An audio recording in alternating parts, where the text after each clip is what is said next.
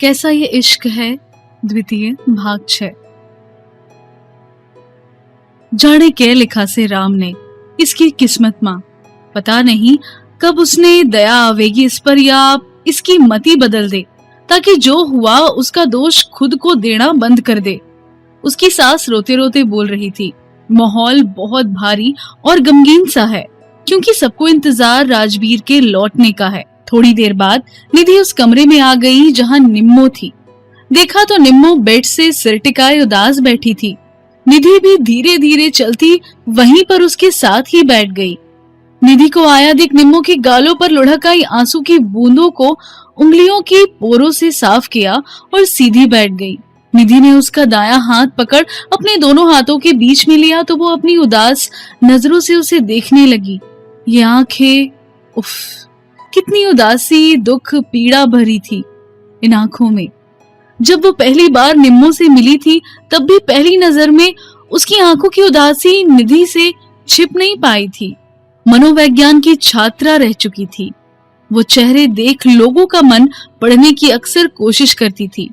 निम्मो तब भी दुखी थी, पर तब उसके चेहरे पर इतना दर्द नहीं था जितना आज था। किस्मत से और राजवीर के शिकायतें उसे तब भी ढेरों थी, पर अब जो गम है उसकी कोई तुलना नहीं। पाकर खो देने का दुख वही जान सकता है जिसने किसी को खोया हो। आंखों में प्रेम की हसीन सपने दिखा। चंद दिनों की उस खुशी ने छिन जाने के बाद उसके होठों की हंसी और मन का सुकून दोनों छीन कर आंखों में कभी न सूखने वाली विरह के आंसू और दिल पर पहाड़ सा भारी गम देकर इसे निम्मो के साथ किस्मत का क्रूर मजाक ही कहेंगे। जाने किस्मत भी उन्हीं लोगों को इतना क्यों आजमाती है जो पहले ही दर्द भरे कांटों में रहने को मजबूर होते हैं। शायद इसलिए कि ये दुख ही उसके व्यक्तित्व को मजबूत और जीवट बनाते हैं। तभी शायद सबसे खूबसूरत माने जाने वाले फूल गुलाब कांटों में खिलते हैं। दुख इंसान को हर परिस्थिति में जीवन जीने की जीवटा सिखाता है, पर फिर भी उसका दुख तो वही समझ सकता है जो कांटों भरा जीवन जीने मजबूर हो। निधि के आते ही एक बार निम्मो फिर से परेशान है। निधि ने उसके चेहरे को देखा। आंखों और चेहरा मन के दर्द की गवाही चीख चीख कर दे रहे थे। क्यों हर बार भगवान उसके साथ इतनी नाइंसाफी करते हैं। बड़ी मुश्किल से तो उसने और तन्मय ने उनकी बीच की दूरी को कम करने की कोशिश की थी। जब दोनों इतने करीब हो गए कि एक दूसरे की जान बन गए तब अलग कर दिया। बिन पानी मछली की जैसे तड़पने के लिए। निम्मो, निधि की आवाज बहुत भारी थी। उसमें भी कहां इतनी साहस कि निम्मो का मन हल्का कर सके, फिर भी उसका दुख बांटने आई है। निधि ने निम्मो को संबोधित किया तो वो अपनी नजर उठा उसे देखने लगी। निम्मो, चीजों को स्वीकार करना सीखो। तुम बहुत हिम्मती लड़की हो, बचपन से मुश्किलों का सामना किया है। इस बार क्यों इस कदर बिखर गई कि जीना भी भूल गई हो।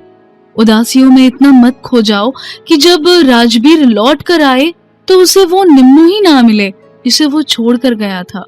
निधि ने बहुत गंभीरता से ये बात कही कि निम्मो का गम गुस्से और दर्द के गर्म लावे सा फूट पड़ा। उन्हें वापस आना होंदा ना जीजी, तो अब तक आ गए होंदा। यूं मन में तड़पता ना छोड़ता। गम और गुस्से के कारण आवाज भर गई। आंखें आंसुओं से फिर डबडबा गई। ऐसे हौसले नहीं खोते निम्मो, ऐसे आस ना छोड़। राजवीर तुझसे बहुत प्यार करता है, ज्यादा दिन तुझसे दूर नहीं रह पाएगा। निधि ने निम्मो को हौसला दिया। ये कैसा प्यार था जिज्जी जो दूर होंदे ही बिसर गया। असल बात तो यो है कि उसने कभी मारे थे प्यार ना किया। उसने मारे थे बस बदले की शादी करी थी। इस वास्ते दूर जाते ही भूल भी गया। मुड़कर ना देखिया। फोन तो कर सके था, पर ना जिज्जी, उसने कुछ ना करया।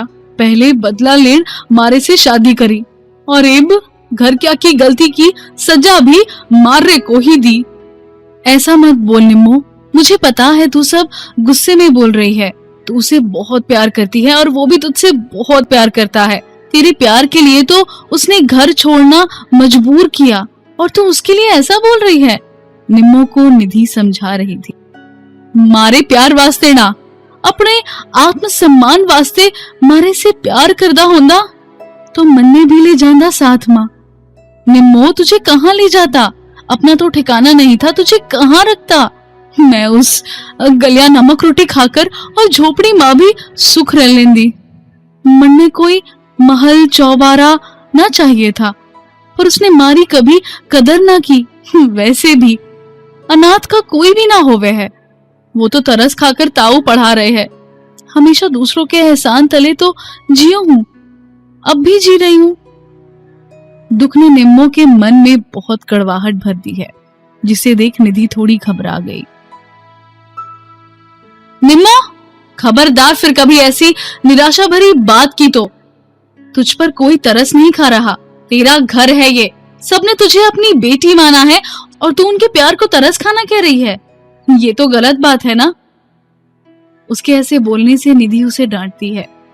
तो और क्या करूं, थम ही बता दो। उसका गला रुंध गया।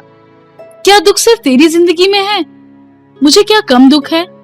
पर मैं तेरी जैसी निराशा की बातें तो नहीं करती, क्योंकि मैं जानती हूँ जिंदगी में सब कुछ हमारे चाहे अनुसार तो नहीं होता। तो चीजों को स्वीकार करना सीखो और प्लीज इस तरह मत बैठी रहो, बहुत बुरा लगता है। तुम पढ़ रही हो, उसमें खुश रहो। जो दूर है उसकी कड़वी यादों में खुद को इतना मत खो दो कि अपनी अंदर की निम्मो को ही खो दो। तुम्हारी अपनी पहचान है, उसको मजबूत बनाओ और अपने लक्ष्य को अपना ध्येय बनाकर उसमें खुशी ढूंढो।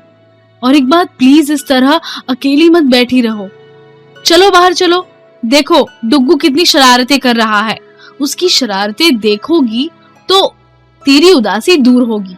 एक शख्स के दूर चले जाने से बाकियों से क्यों दूर रह रही हो? निम्मो को समझाने के बाद निधि उसकी बाजू पकड़ उठाने की कोशिश करती है, पर निम्मो नहीं उठती। चल ना, सबके साथ बैठ, वरना इस तन्हाई में गुम होकर रह जाएगी। चल उठ जल्दी, आज खाना भी तू बनाएगी। मैंने अभिषेक से तेरे खाने की इतनी तारीफ की है और बोला है कि आज निम्मो का हाथ का बना खाना खाएगा तो बाहर का खाना भूल जाएगा। तो प्लीज आज खाना बना दे। मैंने सुना है तू बहुत अच्छा कढ़ाई पनीर बनाती है, अभिषेक का फेवरेट है। बना दे। मैं ना बनाऊं, चल ना प्लीज। अभिषेक तेरा भाई होता क्या तब भी तू इनकार करती? मारे को पढ़ाई करनी है, निम्मो ने बहाना बनाया। आजा ना, आज बना दे बस। वो निम्मो को जबरदस्ती उठा लाई तो निम्मो भी ज्यादा मना नहीं कर पाई और अब वो किचन में आ गई। बहुत दिनों के बाद सब उसे किचन में देख खुश थे। निधि, गुड्डू और निम्मो तीनों किचन में थे कि डुग्गू सारे घर की इंस्पेक्शन करने के बाद कि उसे तोड़ने फोड़ने के लिए कहाँ चीजें मिलेंगी, अब चलता हुआ निधि को ढूंढता किचन में आ गया। मम्मा मम्मा, चॉकलेट से मुंह सना हुआ था, कुछ हाथों पर भी लगा हुआ था। वो किचन में खड़ा होकर उन तीनों को देखने लगा तो निधि उसको गोद में उठा लेती है। उसकी गोद में आकर खुश होकर बैठ गया। बोल चच्ची, बोल चाची। निधि ने निम्मो की तरफ इशारा कर बोला तो वो चच्ची चच्ची दोहराने लगा। अगले दिन निधि को स्कूल ज्वाइन करना था तो उसे जाना पड़ेगा। स्कूल शहर से थोड़ा दूर है, पर जब तक तन्मय नहीं आ जाता उसे ऐसे ही एडजस्ट करना पड़ेगा। पहला दिन है तो वो अकेले नहीं जाना चाहती, अभिषेक को रोक लेती है ताकि उसके साथ स्कूल में जा सके। वो नियमित स्कूल जाएगी तो डुग्गू को संभालने की समस्या हो जाएगी। चाची घर का काम भी करती है, डुग्गू को संभालना भी मुश्किल हो जाएगा। तो निधि अपने सास से कहती है कि वे अब उनके साथ ही रहे ताकि वो स्कूल जाए तो डुग्गू को संभालने की समस्या ना रहे। वहाँ थी तो मम्मी ही डुग्गू की देखभाल करती थी, पर अब थोड़ी समस्या हो जाएगी। सास बहू दोनों इस बारे में बात कर रही थी कि निम्मो की सास भी आ गई। निधि बहू, जी चाची, ऐसा कर, जिज्जी ने जान दे। सोच रही हूँ कुछ दिन में अड़े रह लूं, डुग्गू गलिया मारा भी मन लग जाएगा। उरे गांव में मारा बिल्कुल भी जी ना लगे है। कल ते डुग्गू दिख रहा से तो मन ने अच्छा लग रहा से। पूरे गांव में भी मैं क्या करूंगी। निम्मो और गुड्डू भी बड़े अड़े ही है। इन दोनों के बगैर वहां भी सूना लागे है। जब तू गांव जावेगी तब मैं भी चली जाऊंगी। तब तक मैं डुग्गू की देखभाल कर लूंगी। फिर अगले महीने तो तन्मय भी आ जाएगा, तो तू कैंट चली जावेगी। तब सोच लेना क्या करण है। तब तक मैं अड्डे ही रह लूंगी। के बोलो है जिज्जी, मैं रुक लूं के? वो तन्मय की मम्मी से पूछती। जैसी तारी मर्जी। उन्होंने सहमति दी तो वो अब यहीं रुक गई। बाकी के लोग चले गए। स्कूल का पहला दिन था तो निधि अभिषेक के साथ गई। निम्मो और गुड्डू भी कॉलेज चली गई। 1-2 दिन बाद निधि ने स्कूल ज्वाइन कर लिया तो उसके अगले दिन अभिषेक भी वापस चला गया। सुबह वो तैयार हुई और स्कूल चले गई।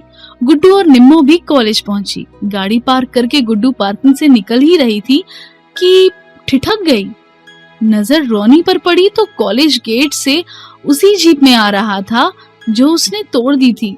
रोनी के माथे पर नजर गई तो पट्टी तो ना थी, उतार दी होगी। स्टिचेस आए हुए थे। उसे आता देख गुड्डू के पैर जहां थे वहीं थम गए। वो आंखें फाड़ उसे देख रही थी। रोनी जानबूझकर जीप इतनी करीब से निकालता है कि लगा गुड्डू को रौंदते आगे बढ़ जाएगा, पर तभी निम्मू गुड्डू का हाथ खींच लेती है। बावली हो गई है क्या गुड्डू? खुद पर उसके गाड़ी चढ़ान का इंतजार कर रही थी के? निम्मो ने उसे झंझोड़ा तो वो मानो होश में आई। वो भाभी, वो रोनी। हाँ तो रोनी है तो आने दे, हम उससे डरते हैं क्या? चल। उसका हाथ पकड़कर अपने साथ क्लासरूम में ले गई। दोनों अपने बेंच पर बैठ गई। गुड्डू ने निम्मो का नाम गिद्दे में लिखवाया था तो आज से उसकी प्रैक्टिस शुरू थी। पहले तो निम्मो तैयार नहीं हुई, पर गुड्डू के जिद करने पर उसे बेमन से प्रैक्टिस के लिए जाना पड़ा। थोड़ी असहज थी, पर वह झिझकते हुए रिहर्सल रूम में चली ही गई। मन मन में गुड्डू पर कूड़ भी रही थी कि उसने इस सब में उसे फंसा दिया। रिहर्सल रूम का दरवाजा खोला, अंदर गई तो उस बड़े से हॉल में लड़के लड़कियों के ग्रुप खड़े थे। उनके आवाज से ये लंबा चौड़ा हॉल गूंज रहा था। वो भी जाकर चुपचाप एक कोने में खड़ी हो गई। सभी लोग उन 2 कोरियोग्राफर का इंतजार कर रहे थे जो इन सबको रत्नावली फेस्टिवल के लिए डांस सिखाने वाले थे। थोड़ी देर बाद दरवाजा चर्र की आवाज के साथ खुला तो लड़के लड़कियां के झुंड जो बातों में व्यस्त थे शांत होकर उस तरफ देखने लगे जहां से यह आवाज आई। 3 लोग एक एक कर अंदर आए। एक उनकी ही प्रोफेसर थी और एक 30-32 साल का आदमी और एक 24-25 साल की लड़की थी। प्रोफेसर ने बताया कि ये कोरियोग्राफर है और यही अगले कुछ दिन डांस की तैयारी करवाएंगे। सबने उनका वेलकम किया। प्रोफेसर ने उन्हें एक जरूरी जानकारी देने संबोधित किया। स्टूडेंट्स, एक बहुत जरूरी बात जो आपसे करनी है वो ये है कि आप सबको अच्छे से अपनी तैयारी करनी है और अपना बेस्ट देना है। इस फेस्टिवल में ना बल्कि यूनिवर्सिटी के स्टूडेंट्स पार्टिसिपेट करेंगे बल्कि हरियाणा के मशहूर रागनी गायक और फोक डांसर भी आएंगे। आप लोगों को अपनी परफॉर्मेंस हाई लेवल की रखनी है, जिसके लिए अगले कुछ दिन आपको कड़ी मेहनत करनी है। अंडरस्टैंड? प्रोफेसर ने अपनी बात सबको समझाई। Yes ma'am. और हाँ, एक बात और, जैसे रिवायत है इस फेस्टिवल की पहले दिन इनॉग्रेशन होगी। उस दिन हमारे मुख्य अतिथि हमारे राज्य शिक्षा मंत्री होंगे। दूसरे दिन इस क्षेत्र के सांसद KS सैनी होंगे और अंतिम दिन हमारे गवर्नर साहब आएंगे। इस समारोह का समापन करेंगे। उस दिन हमारे जिले के DM, सिटी SP, विधायक समेत सभी प्रतिष्ठित लोग आएंगे। आपको इसी हिसाब से अपनी तैयारी करनी है। सभी स्टूडेंट ने प्रोफेसर की बात ध्यान से सुनी, उन्हें अच्छा करने का आश्वासन दिया तो कार्यक्रम की जानकारी देकर प्रोफेसर भी चली गई। दोनों कोरियोग्राफर ने उन सबको अलग अलग ग्रुप में बांट दिया। निम्मो बहुत घबराई हुई थी। उसने तो कई दिन से डांस भी नहीं किया था और गिद्दा तो वो पहली बार करने वाली थी, तो थोड़ी नर्वस थी। गिद्दा और भांगड़ा सिखाने लेडीज कोरियोग्राफर थी। उनका नाम प्रीतो पंजाबी था। गर्ल्स, आप लोगों ने कभी स्कूल टाइम या अभी कॉलेज में गिद्दे में पार्टिसिपेट किया है या नहीं? उसने पूछा तो लगभग सभी लड़कियों ने हाँ में जवाब दिया, सिर्फ निम्मो को छोड़कर। वो झिझक के मारे जमीन में गड़ी जा रही थी। उसे बहुत घबराहट हो रही थी कि इन सब ने तो पहले स्कूल में गिद्दा सीख रखा होगा। उसने तो गांव की शादी ब्याह में और औरतों द्वारा गाए जाने वाले गीतों में ढोल कुएं में लटके हैं जैसे, और डीजे पर बजने वाले सपना चौधरी के गाने के अलावा कोई डांस नहीं किया, ना कभी सीखा। गुड्डू ने कहाँ फंसा दिया, वो मन में कुड़ रही थी। मैं पंजाबी सॉन्ग्स प्ले करती हूँ, आप सब डांस करो, मुझे आइडिया लग जाएगा कि आपका लेवल क्या है, तो उस हिसाब से हम प्रैक्टिस करवाऊंगी। प्रीतो मैम ने गाना चला दिया। सभी लड़कियां गिद्दे की स्टेप्स करने लगी, जिसमें खास तौर से हाथ की तालियों के साथ पैर के स्टेप्स करने होते हैं। पर निम्मो वैसे ही एक कोने में खड़ी हो गई। प्रीतो मैम ने उसे ऐसे खड़े देखा तो नाराज हो गई। ये लड़की, क्या नाम है तुम्हारा? नमिता। डांस क्यों नहीं कर रही है? पंजाबी नहीं आता। कभी किया है? नहीं। नहीं किया? पता है ना गिद्दा के स्टेप्स कितने कठिन होते हैं। नहीं आता तो यहाँ आई क्यों? वो हैरान थी। मुझे नहीं आता, मैं जाऊं? निम्मो वहां से टलना चाहती थी, तो उसके बोलते ही वो बाहर की दरवाजे की तरफ बढ़ी। रुको, उसने निम्मो को रोका। तुम्हें सिलेक्ट किया है तो किसी वजह से किया होगा। पंजाबी नहीं आता तो क्या आता है? हरियाणवी। ओके, हरियाणवी करके दिखाओ। उन्होंने एक हरियाणवी गाना प्ले कर दिया। पहले तो निम्मो सबको देखती है तो झिझक के मारे चुप रही, पर फिर जो एक बार डांस करना शुरू हुआ तो सब अपनी प्रैक्टिस छोड़ उसे देखने लगे। वाह, कितना अच्छा डांस करती हो, तुम्हारे पैर इतने अच्छे से उठता है और उस पर तुम्हारी कमर इतने अच्छे से मूव करती है, और स्टेप भी इतने शानदार है कि तुम्हें गिद्दा सीखने में कोई दिक्कत नहीं होगी। तुम्हें बाहर जाने की जरूरत नहीं है, हम यहाँ सिखाने ही आए हैं, तुम्हें भी गिद्दा सिखा देंगे। वो मुस्कुरा रही थी। उसने रोका तो निम्मो भी उनके साथ डांस सीखने लगी। थोड़ी देर प्रैक्टिस करके वापस आ गई। बाकी लड़कियां रिहर्सल रूम में रुक गई, पर निम्मो को लेक्चर भी अटेंड करना था, तो वो ऊपर की मंजिल पर बने रिहर्सल रूम से सीढ़ियां उतरती नीचे आ रही थी कि नजर नीचे सीढ़ियों पर बैठे रोनी पर पड़ी तो ठिठक गई। ये बावली बुच्चाड़े क्या कर रहा है? वो बड़बड़ाई। अब क्या करे, वापस जाए या नीचे उतरे? वो वापस भी नहीं जाना चाहती थी, लेक्चर छूट जाएगा, जो वो बिल्कुल नहीं चाहती। अगर उसने रोनी को सीढ़ियों से उठने को कहा तो क्या होगा? लगता है उसे आता देख जानबूझकर ही बैठ गया होगा। वो धीरे धीरे कदम बढ़ाती वहीं पर आ गई। उसने हल्का सा गला खरखराया ताकि रोनी पीछे देखे, पर उसने नहीं देखा। उल्टा वो तो दोनों पैर सीढ़ियों में फैलाए और बैठ गया। परे ने हट, मुझे नीचे जाना है। निम्मो थोड़ी अटकती बोली। जाना है तो जा, मैं कौन सा रोक रहा हूँ। उसने बिना पीछे देखे ही उसे जाने को कहा। पैर हटा आगे से। नहीं, ये नहीं हटेगा। ऐसे ही जा सकती है तो जा, उसने बैठे बैठे कहा। तो निम्मो ग्रिल से सटकर नीचे उतरने लगी। एक सीढ़ी नीचे उतरी तो चैन की सांस ली कि रोनी ने कुछ नहीं किया। पर ये क्या? उसकी गर्दन पर झटका महसूस हुआ और वो पीछे खींचती चली गई। उसे अपने बाल खींचते महसूस हुए, जिस तरह जिससे तेज दर्द हो रहा था। पीछे मुड़कर देखा तो रोनी उसके गूथे हुए बालों को पकड़कर हाथ की कलाई पर लपेट रहा था, जिससे उसके बाल खींच रहे थे और तेज दर्द हो रहा था। उसने उसके बालों के 2-3 फेरे अपने कलाई पर फेर लिए तो निम्मो की गर्दन अकड़ गई। क्या बदतमीजी है ये? मेरे बाल छोड़।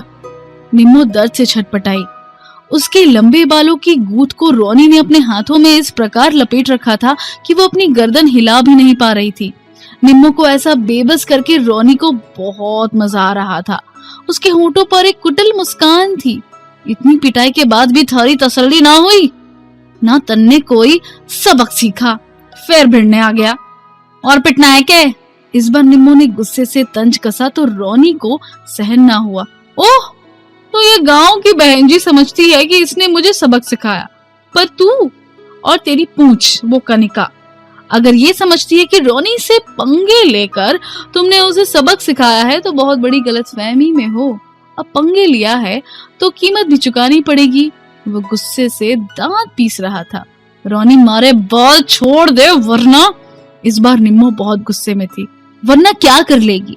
वो सीढ़ी से उठता उसी सीढ़ी पर आ गया जिस पर निम्मो थी। लगता है माथे पर इतने टाके खाकर भी थारे को अकल कोणा ना आई। हड्डियां भी चरचर तो बोल रही होगी, सीधी भी ना चला जा रहा होगा। 2 लड़कियों से पिट गया फिर भी अखड़ कोना गई थारी। निम्मो के होठों पर तंज भरी हंसी थी जो रोनी को अपनी हार लग रही थी। उसका गुस्सा 7वें आसमान पर पहुंच गया। चेहरा गुस्से से बदरंग हो गया। निम्मो की चोटी को हाथ से छुड़ा उसने झटक दिया और अब दोनों हाथों से उसकी गर्दन दबोच लिए। समझती क्या है तुम दोनों खुद को? और तूने रोनी पर हाथ उठाया। रोनी पर? रोनी तुम दोनों को इतनी आसानी से छोड़ देगा? ये वहम मन में मत पालना। वो अपने हाथ से पकड़ निम्मो की गर्दन पर कसता है। वो गुस्से में दांत भी पीस रहा था। अब निम्मो को अपनी सांस घुटती महसूस हुई। जान बचाने वो दोनों हाथों से उसके हाथों को छुड़ाने लगी, पर उसकी पकड़ मजबूत थी। उसकी आंखें फैलने लगी। निम्मो की ऐसी हालत देख रोनी का चेहरा भयानक हो गया। गुस्सा लाल रंग बनकर आंखों में तैरने लगा। उसने निम्मो की गर्दन पर पकड़ सख्त की। निम्मो को लगने लगा कि उसका दम घुट जाएगा। वो घुटी आवाज में बचाओ बचाओ करने लगी, पर वहां कोई नहीं था। जब निम्मो की आंखें बाहर निकल रही थी तो रोनी ने अपने हाथ की शक्ति कम की और पूरी ताकत से निम्मो को जोर से धक्का देकर सीढ़ियों के नीचे फेंक दिया। निम्मो पूरे वेग से जमीन पर गिरी। अगर उसने दोनों हाथ जमीन पर ना टिकाए होते तो सिर जमीन पर टकरा जाता। वो अपनी गर्दन पर हाथ लगा खांसने लगी। वो बहुत घबरा भी गई थी।